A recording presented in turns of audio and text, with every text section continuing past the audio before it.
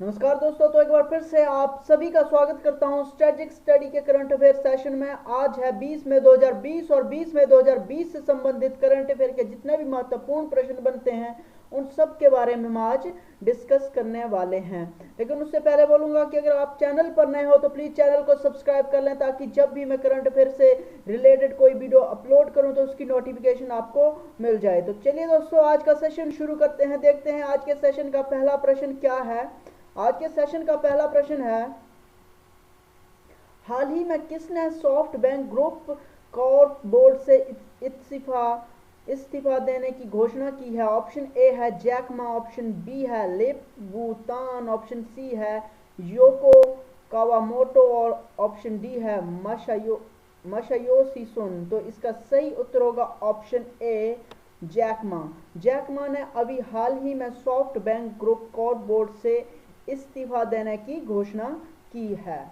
जान लेते हैं जैकमा। जैकमा फाउंडर हैं अलीबाबा के, और अगर अलीबाबा के सीईओ की बात की जाए तो वर्तमान में डैनियल जांग यहाँ के अलीबाबा के सीईओ हैं। और अगर बात की जाए सॉफ्ट बैंक की, तो सॉफ्ट बैंक एक जापानीज बैंक है और इसकी स्थापना हुई थी 3 दिसंबर 1981 को। 3 दिसंबर 1981 को इसकी स्थापना हुई थी और टोक्यो जापान में इसकी स्थापना हुई है। और सॉफ्ट बैंक के जो वर्तमान सीईओ हैं वो है मासायोशी सुन।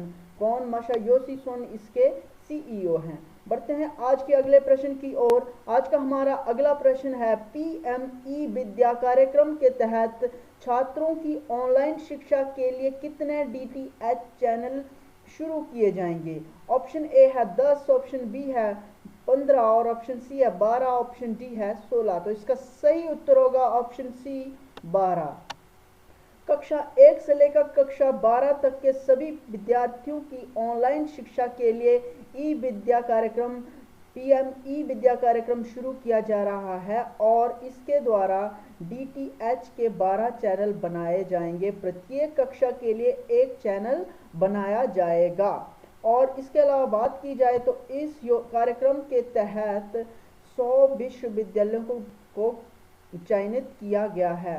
भारत के जो शीर्षस्थ 100 विश्वविद्यालय होंगे उनको इस योजना के तहत चयनित किया गया है। इतनी जानकारी के बाद बढ़ते हैं आज के अगले प्रश्न की ओर। आज का हमारा अगला प्रश्न है, 11वीं हॉकी इंडिया सीनियर पुरुष चैंपियनशिप 2021 की मेजबानी कौन सा राज्य करेगा। ऑप्शन ए है उत्तर प्रदेश, ऑप्शन बी है Madhya Pradesh, option C Gujarat, option D Maharashtra. तो इसका सही उत्तर होगा ऑप्शन डी महाराष्ट्र। 11वीं हॉकी इंडिया सीनियर पुरुष राष्ट्रीय चैंपियनशिप 2021 की मेजबानी महाराष्ट्र करेगा। अगर महाराष्ट्र के सीएम की बात की जाए तो यहाँ के सीएम हैं उद्धव ठाकरे, गवर्नर हैं भगत सिंह कोश्यारी। विधानसभा सीट्स की बात की जाए तो 288 है और लोकसभा सीट्स यहाँ पे 48 हैं और राज्यसभा की सीट्स यहाँ पर 19 हैं। और लावनी यहाँ का प्रसिद्ध फोक डांस है।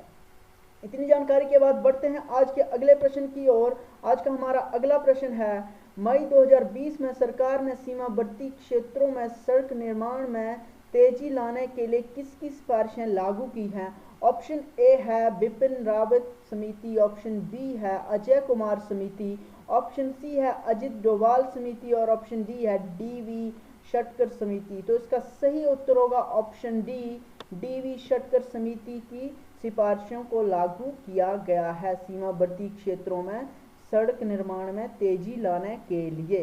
तो बढ़ते हैं आज के अगले प्रश्न की ओर। आज का हमारा अगला प्रश्न है, पश्चिम बंगाल और उड़ीसा के तटीय क्षेत्रों में कौन सा चक्रवात आने की आशंका है या आने वाला है। ऑप्शन ए है एला, ऑप्शन बी है गाजा, ऑप्शन सी है अम्फान और ऑप्शन डी है बुलबुल। तो इसका सही उत्तर होगा ऑप्शन सी अम्फान। पश्चिम बंगाल और उड़ीसा के तटीय क्षेत्रों में अम्फान चक्रवात आने की आशंका है। इसके कारण 20 मई को वहां पर तटीय क्षेत्रों में भूस्खलन होने की संभावना जताई जा रही है। यह जो चक्रवात है वो उड़ीसा और पश्चिम बंगाल के पूर्वी तटीय क्षेत्रों में आने की आशंका है। और बढ़ते हैं आज के अगले प्रश्न की ओर। आज का हमारा अगला प्रश्न है 73वीं विश्व स्वास्थ्य सभा में भारत की ओर से किसने भाग लिया? ऑप्शन ए है doctor Harshvardhan Singh, option B है पीयूष गोयल, ऑप्शन सी है एस जयशंकर और ऑप्शन डी है निर्मला सीतारमन। तो इसका सही उत्तर होगा option A doctor Harshvardhan Singh ने अभी हाल ही में हुए 73वीं विश्व स्वास्थ्य सभा में भारत का प्रतिनिधित्व किया। ऑनलाइन कॉन्फ्रेंसिंग, वीडियो कॉन्फ्रेंसिंग के जरिए डॉक्टर हर्षवर्धन सिंह ने इसमें भाग लिया। डॉक्टर हर्षवर्धन सिंह वर्तमान समय में परिवार एवं स्वास्थ्य कल्याण मंत्री हैं, स्वास्थ्य एवं परिवार कल्याण मंत्री हैं। और इसके अलावा ये इनके पास पृथ्वी और पृथ्वी विज्ञान मंत्रालय भी है। बढ़ते हैं आज के अगले प्रश्न की ओर। आज का हमारा अगला प्रश्न है हाल ही में किस राज्य ने अपने प्रवासी मजदूरों के लिए चरण पादुका अभियान शुरू किया है? ऑप्शन ए है बिहार, ऑप्शन बी मध्य प्रदेश, ऑप्शन सी गुजरात और ऑप्शन डी है उत्तर प्रदेश। तो इसका सही उत्तर होगा ऑप्शन बी। मध्य प्रदेश सरकार ने अपने प्रवासी मजदूरों के लिए चरण पादुका अभियान शुरू किया है ताकि जो दूसरे राज्यों में फंसे उनके मजदूर हैं उनको वापस राज्य में लाया जा सके। अगर मध्य प्रदेश की बात की जाए तो मध्य प्रदेश की जो कैपिटल है वो भोपाल है। यहाँ के सीएम है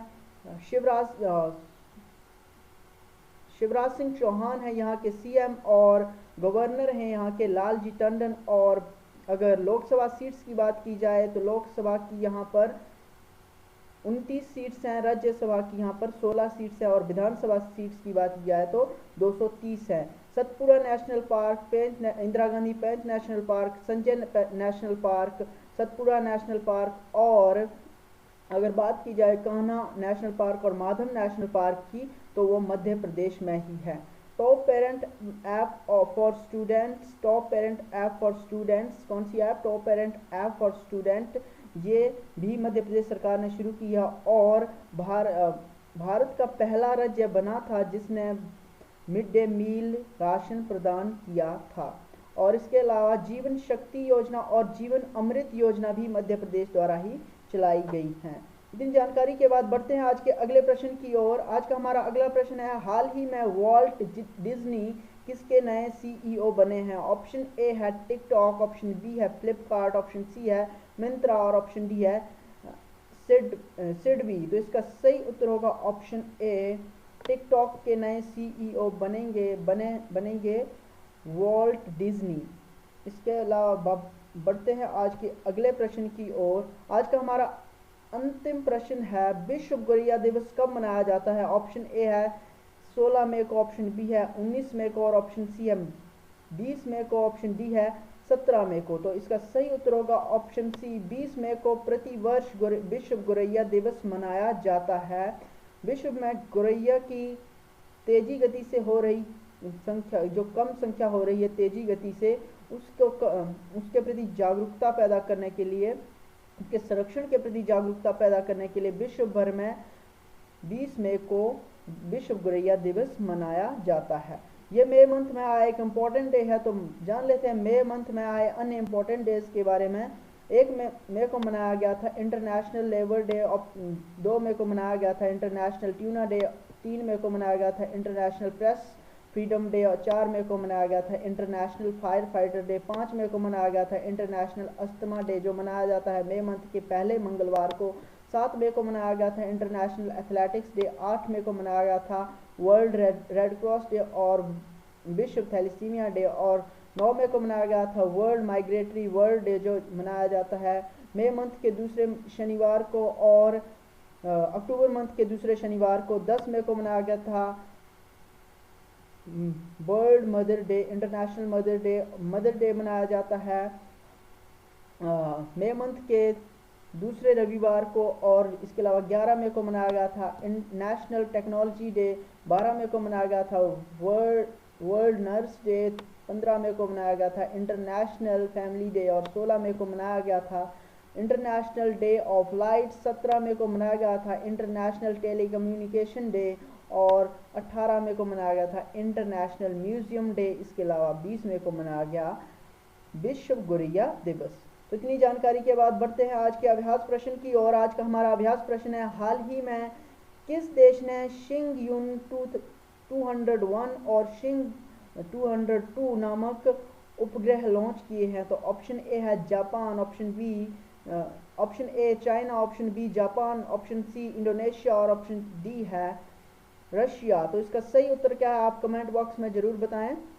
इसके अलावा पिछले अभ्यास प्रश्न की बात की जाए तो उसका उत्तर होगा छत्तीसगढ़। छत्तीसगढ़ राज्य ने राजीव गांधी किसान न्याय योजना शुरू करने की घोषणा की है। ये 21 मई 2020 से शुरू की जाएगी।